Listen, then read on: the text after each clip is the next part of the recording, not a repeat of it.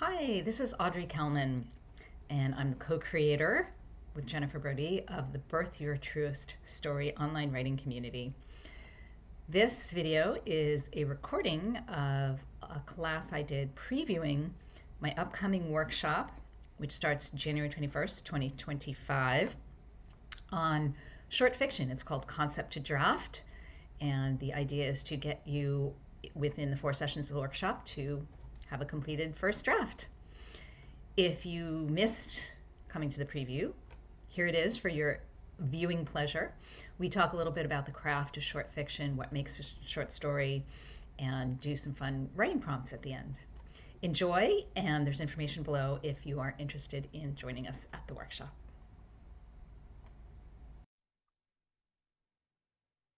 All right, so welcome to this little preview of our Concept to Draft workshop series that's coming up at the end or later in January. And I did a little play on words here: concept to draft, birth your short-est story, because our community is birth your true-est story.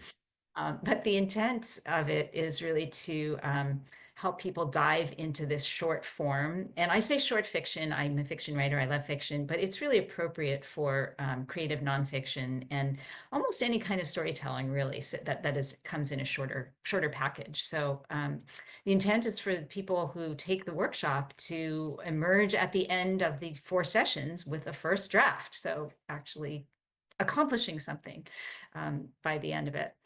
And this is just a little bit of a taste of what's in store. And I thought I'd begin by just sharing a couple of quotes about what constitutes a short story. And, you can get very technical about it and look at word count and this and that and all the details. But for this purposes of this preview, we might get into some of that actually in the workshop itself, just to help people place things and differentiate them. And unfortunately, sometimes you do have to get into the marketing aspect when you're done. But for this preview, I just wanted to approach it a bit on a higher level and a little bit more conceptual. So I picked a couple of quotes that I really called out to me about the short story. And you can follow along. I'll just read them real quick. The first one is from Stephen Millhauser, who says, "The short story apologizes for nothing. It exults in its shortness. It wants to be shorter still. It wants to be a single word. If it could find that word, if it could utter that syllable, the entire universe would blaze up out of it with a roar. That is the outrageous ambition of the short story. That is its deepest faith. That is the greatness of its smallness." And that calls to me so much, I think, because I have often found myself striving after that single word. Sometimes I think, oh, if only I could boil down even my novel to a single word, wouldn't that be perfect? But it's even more apt, I think, for short fiction. And as Susan was saying before, we can't always get there. We're not actually going to get there, but it's really a powerful thing to aim for. And then the second quote is from Elizabeth McCracken, who says, "A short story is a single instrument upon which any piece of music may be played. A novel is an orchestra, every song and every sound. A short story is the fin cutting the ocean's surface that lets you feel and fear the shark beneath. A novel's the entire Atlantic. A short story is an optical illusion. The hag and then the young beauty and then the hag again, the hag eyeballing you uncannily, the beauty always turning away." And that, I think, is I love her striking metaphors, this sense of the sort of brevity with concentrated impact, this fin that hints at the vast unseen shark. And I think that's exactly what we're after when we're writing short fiction. And again, we'll never hit perfection, but it's part of the joy of writing. You envision this extraordinary thing and you aim for it. And the very act of striving for it, even if you don't get there, is really what matters. All right. So just a really quick little dip into what are some of the things that makes short stories different from longer works. And I've left it blank because I'd love to hear from you. If you have any ideas about this, I will share my own afterwards. But if you have any thoughts about what in your mind differentiates, I would love to hear those. Anybody have anything that comes to mind?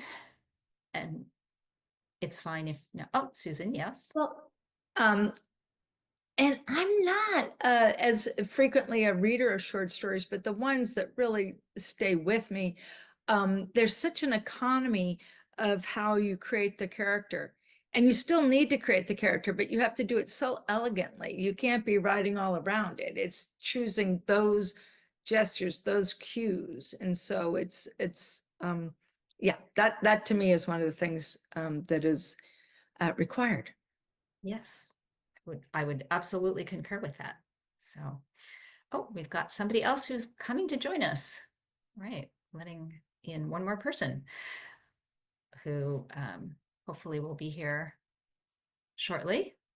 Okay, so yeah, I'm not sure why I'm not seeing them since I'm seeing the rest. Oh, because my screen is too small. That's why, I think. Let's see. Oh, yes. Hi, welcome, Osha. We're Hey. gotten started recently, and just to let you know, I am recording this, but no faces will appear, although your name is there, but that won't appear either. So anyway, we're just talking a little bit about what differentiates shorter from longer works, and we heard from Susan, who was talking about the economy of creating a character. And I just listed a few things that came to my mind. And it's, they usually have a single plot line, a single point of view, efficiency that you were mentioning.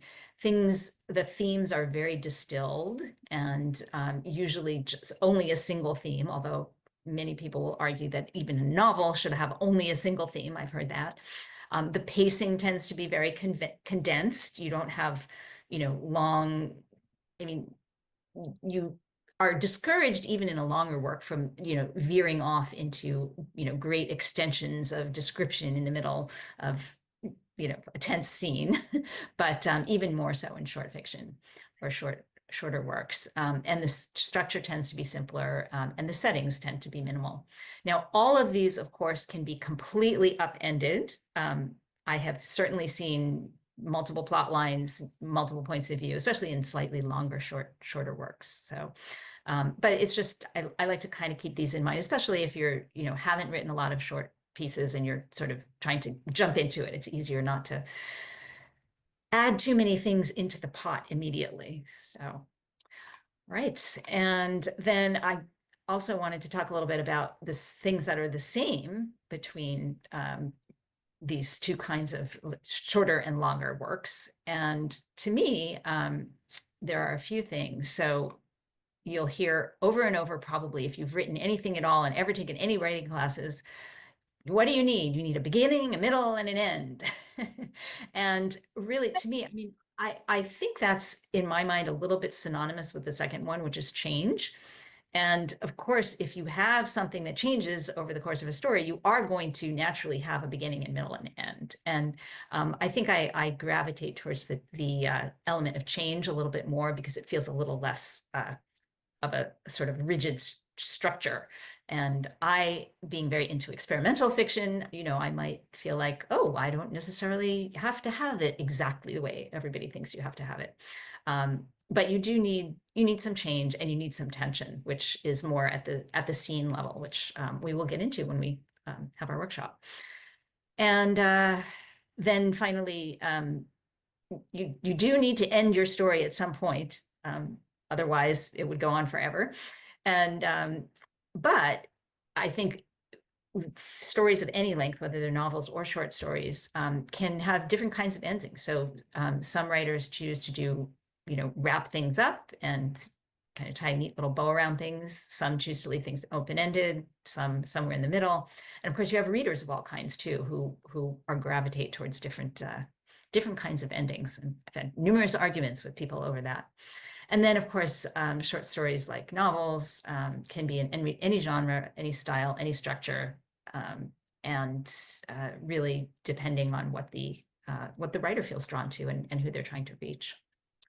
All right, a couple other quick things to think about as you are writing. And I chose this little picture because I was thinking, well, what makes a reader fall in love with a story? And wouldn't you like to have your reader be gazing into the eyes of your story, just falling all over themselves, in love with it. So I think, we want to kind of keep that image in mind, and I'll open it up again and ask you all if there are any things that make you fall in love with a story that particularly draw you in. Yes, Beth. I would say, characters I can relate to, their dilemma, their conflict speaks to me, resonates in some way, and then I get pulled in, and I'm actually in the situation with them in a way, and the arc, whatever change happens, if they're, if that's how it goes, that somehow, helps me understand maybe just some aspect of my own life that I love that, and where I get so into the story that I'm seeing it almost like a movie or something. That's makes me fall in love. Beautiful. Yeah, and if it makes me, if it makes me cry, or that of course, any deep emotion pulling me in. Yeah, wonderfully put. Thank you. Anyone else? For me, it also is often the character. But yes, there are many, many ways to fall in love with a story, but character, I think, is really one that can be very powerful.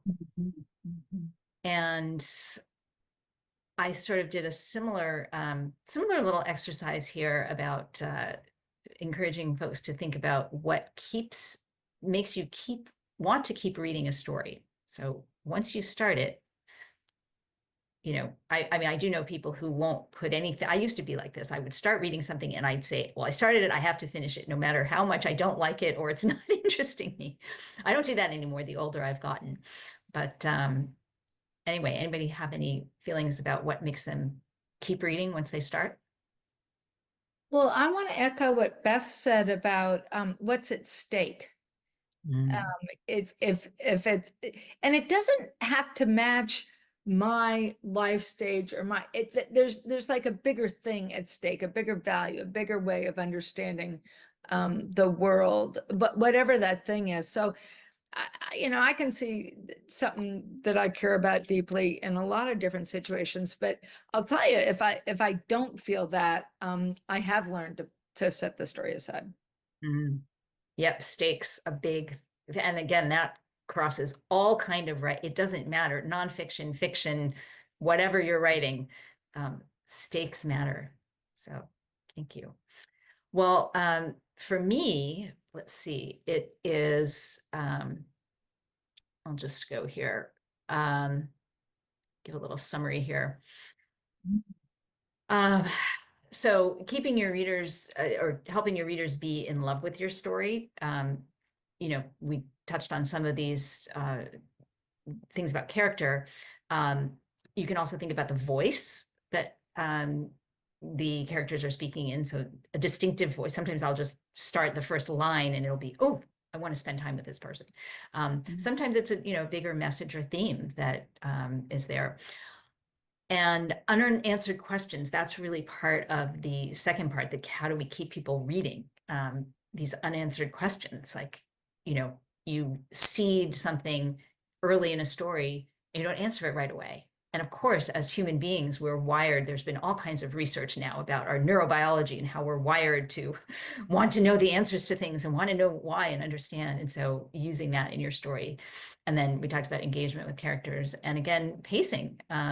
Pacing can be really effective in terms of where you leave off in a scene, how you start the next scene. So those are all things, and these are all things that we will cover in more depth when we do the actual workshop. So if you're intrigued by this, you might be interested in that.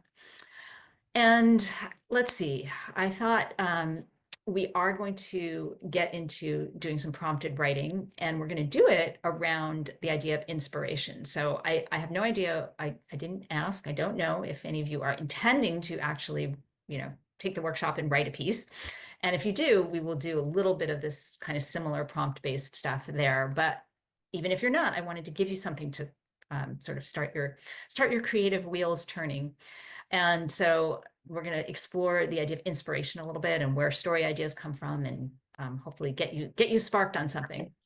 So again, I have a quote and I will read this out. This is another of my, what am I saying now instead of favorite? Top of mind, one of my top of mind authors these days. Oh, he goes in and out of top of mind, but I really do like his stuff. He's T.C. Boyle. He's not for everyone, but I really find myself drawn in for one of the reasons Beth was mentioning, that when I read his stuff, I often feel it's very cinematic. I'm right there with his characters. So he says of the process of inspiration, I don't know what a story will be until it begins to unfold, the whole coming to me in the act of composition as a kind of waking dream. And it might begin with the exploration of a subject or theme or recollection or something as random as my discovery that the wild creatures in Tierra del Fuego were going blind as a result of the hole in the ozone layer that opens up there annually, or that the Shetland Islands are the windiest place on Earth. The professorial dictum has always been to write what you know, but I say write what you don't know and find something out. So I really resonate with that. And I think that particularly those of us who don't do plots in advance will find that appealing. But I think you might, even if you are somebody who plots, you might still be able to get this kind of inspiration. I'm not sure. So again, a little thoughts about where story ideas come from. You know, it could be a subject, a theme, image, word. Sometimes I do often my stories will start with an image. I'll just have just a flash of something, and then I begin, that's my entry into the story, or even a title. I sometimes enjoy just a title. So like, oh, that's a great title for a story. And then I end up writing a story about whatever the title says. So, so there are many, many different ways to get into it. And we are going to explore some as we get going here. So what we're going to explore today are three really quick, we're going to do 3 5-minute prompts, and we're going to look at starting with an image and exploring themes and asking a question. So get your writing utensils at the ready, whether you're going to be using pen and paper or computer, keyboard, whatever. And I will advance to the prompt, the first one, which invites you to, oh, I should mention, so you see, close your eyes and take 3 deep breaths. For those of you who are not familiar with our online writing community, we will often do a little bit of meditation or sort of bringing ourselves into a place that is conducive to the imagination. I sometimes think, especially with inspiration, that, you know, doing writing prompts around inspiration and kind of packaging it all up, and it like, well, how does that, you know, help things? So sometimes we want, even when we're doing that, to open up the space a little bit and to give ourselves that slowing down that allows the imagination to start to flourish. Anyway, so the invitation here is to close your eyes for a minute, take a couple of deep breaths, and then when you open your eyes, write down whatever images or image comes to you. And then just let your imagination roam. So you might let one image lead you naturally to the next. But if you find an image that really speaks to you and calls to you, dig a little deeper and expand the details a bit. So I will start my timer here and we will go for 5 minutes, and I will call you back when the time is up.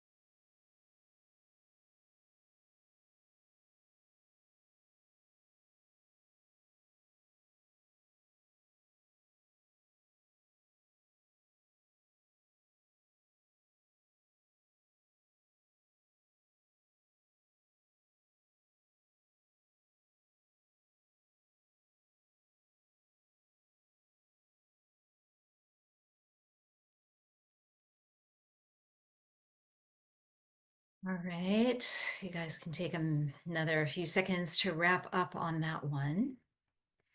And usually when I teach, I will do sharing after each, well, I often will do sharing after each prompt, but because I am recording this, we will save our shares for the end if you want to share. So wrap that one up and we'll move on to our second prompt.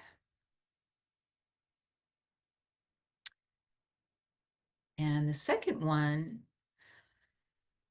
is really about exploring themes. So I've noticed actually in my own work that I think I've heard it said somewhere that, you know, writers only have one book in them, which may mean that they write up the same theme all the time. I certainly have noticed that on my and on my end. I recently uncovered a notebook from 1990, and I was exploring the very same questions that I'm addressing in my current novel.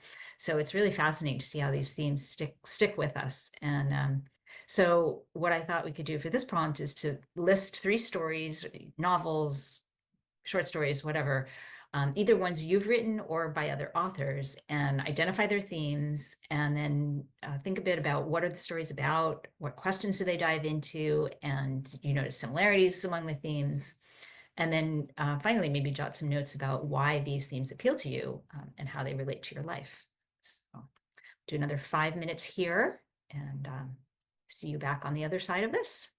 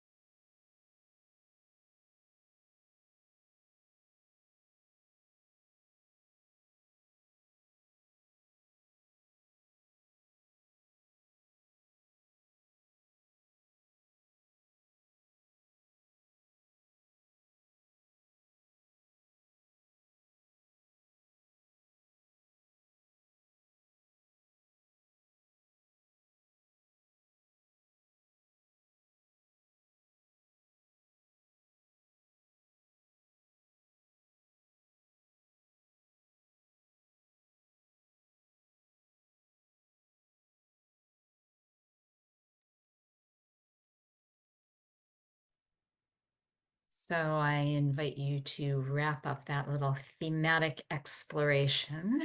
Of course, any of these can be expanded upon.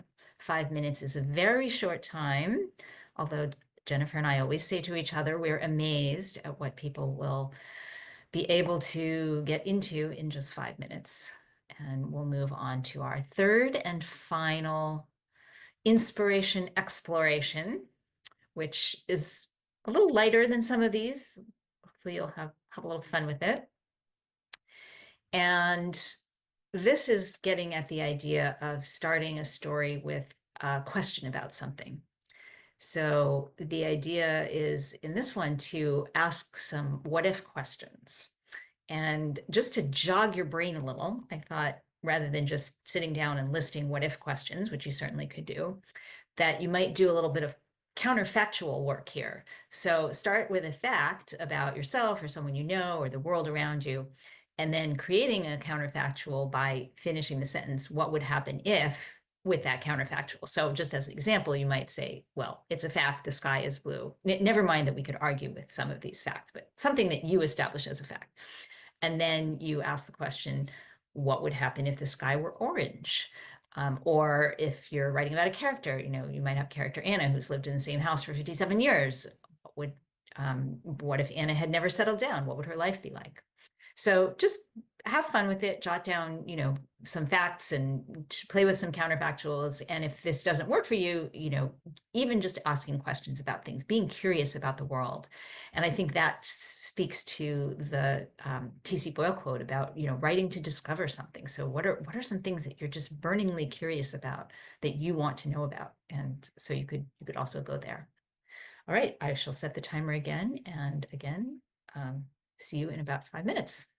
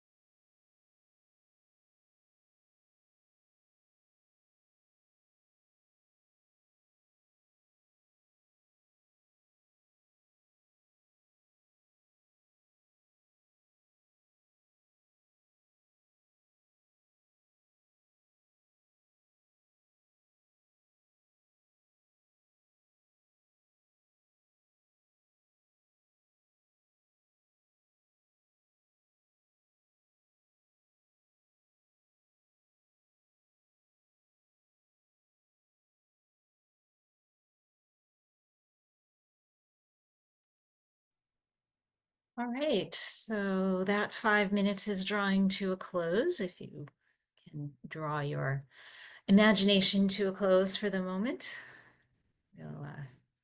we'll return. And as I said, in a few minutes, we will have some little bit of time to share. But in the meantime, before I stop our recording here, I did want to share with you a little bit more about the workshop itself and give you some details. So as I mentioned, it is going to be 4 sessions, but they're going to be spaced 2 weeks apart. So it's going to start on January 21st, then skip a week. So it will end, I believe, March. I want to say March 6th. I'm not 100% sure. It's going to be it's going to be on Tuesdays, same time as this, except it'll be 4 to 6 because it'll be 2-hour sessions. And we'll do kind of similar to what we did today, a craft discussion, writing time, sharing time, and time for Q&A.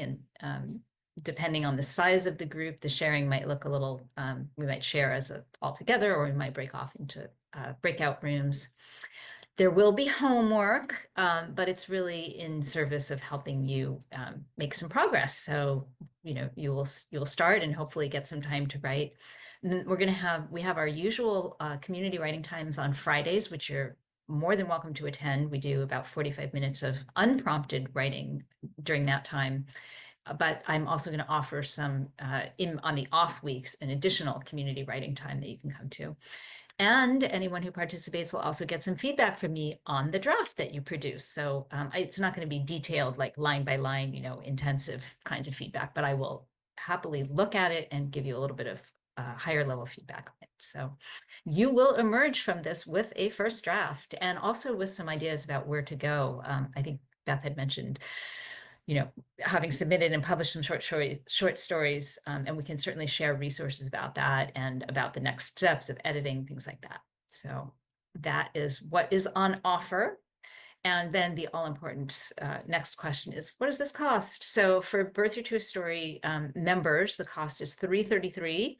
If you're not a member, it's $355, but there's a little trick and a cheat there, which is our community is free to join. So anybody who wants to become a member and get the member price can just join the community, and then they will get the member price.